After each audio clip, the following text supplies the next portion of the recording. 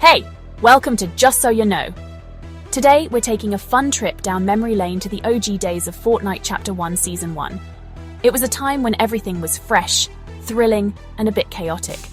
The game was still finding its footing, and so were we as players. Buckle up, because this is going to be a wild ride. We're talking about the days when landing in a random spot on the map felt like starting an epic adventure. Every match was a new story waiting to unfold. Remember when the map was basically just one giant field and Tilted Towers was just a twinkle in Epic Games' eyes? The landscape was simple, yet full of potential. Every hill and tree was a landmark in its own right. We're talking default skins, quirky building mechanics, and the Zapatron, the mythic weapon so OP they had to remove it faster than you can say loot llama. The default skins were iconic, and the building mechanics were a challenge we all had to master. Get ready to relive the glory days, because we're about to dive deep into the Fortnite time capsule and unearth some seriously funny moments. From hilarious fails to epic victories, these memories are what made Fortnite the phenomenon it is today. So sit back, relax, and let's journey back to where it all began. Enjoy the ride. Okay, so before the Battle Royale craze, Fortnite was actually this weird, kinda boring co-op zombie game called Save the World. Yeah, you heard me right, zombies. It was like Left 4 Dead but with building, and honestly nobody really cared about it.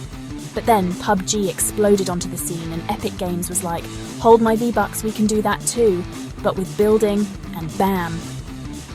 Fortnite Battle Royale dropped in September 2017, and the world changed forever. So did many bank accounts. Imagine dropping into a Fortnite match and the most exciting thing you see is grass. That's right, the Season 1 map was bare bones, my friends. We're talking like 10 named locations, no cap Pleasant Park was the spot to be, Retail Row was kinda sus, and Tilted Towers didn't even exist yet. You basically spent most of your time running in circles, hoping and praying you didn't get sniped by some dude hiding in a bush with the patience of a saint. Back in the good old days, you didn't need a spreadsheet to keep track of all the crazy weapons. It was a time when gaming was straightforward, and the choices were few but iconic. You had your trusty assault rifle, the always reliable pump shotgun, and these were the staples of any good loadout. They were simple, effective, and everyone knew how to use them. And if you were feeling fancy, the bolt-action sniper was your go-to for those long-range engagements.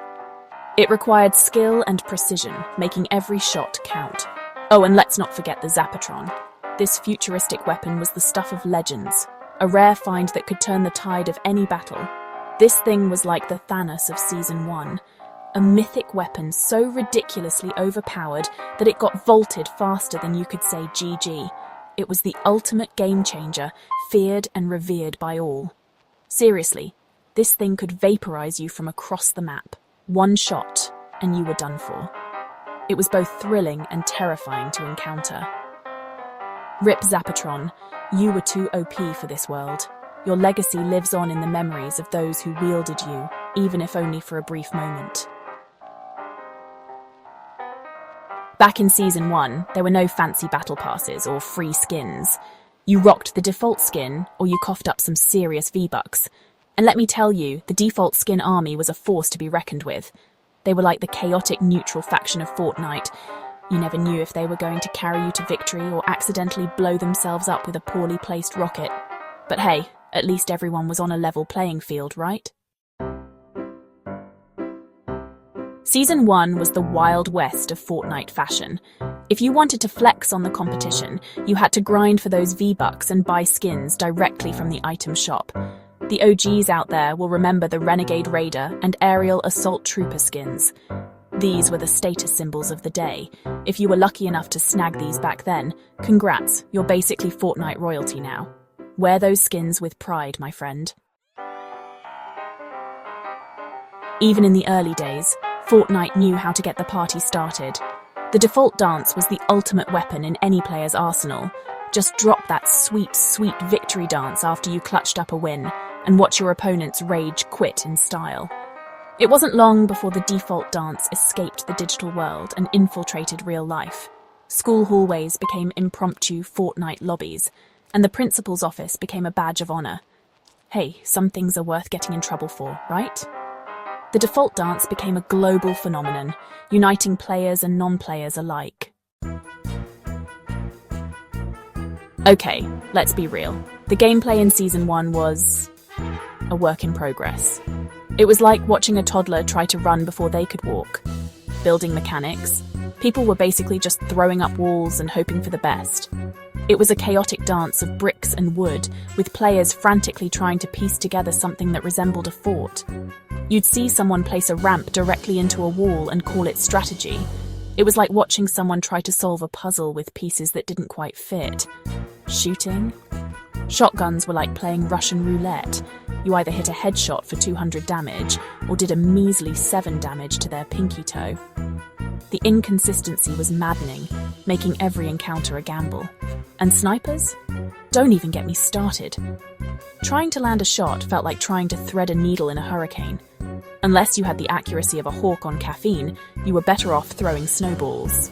At least with snowballs, you had a chance of hitting something, even if it was just for laughs. First of all, what went through my mind is how stupid Season 1 was like the big bang of Fortnite streamer culture. Legends like Ninja, Myth, and Daquan were just starting out, but they were already changing the game.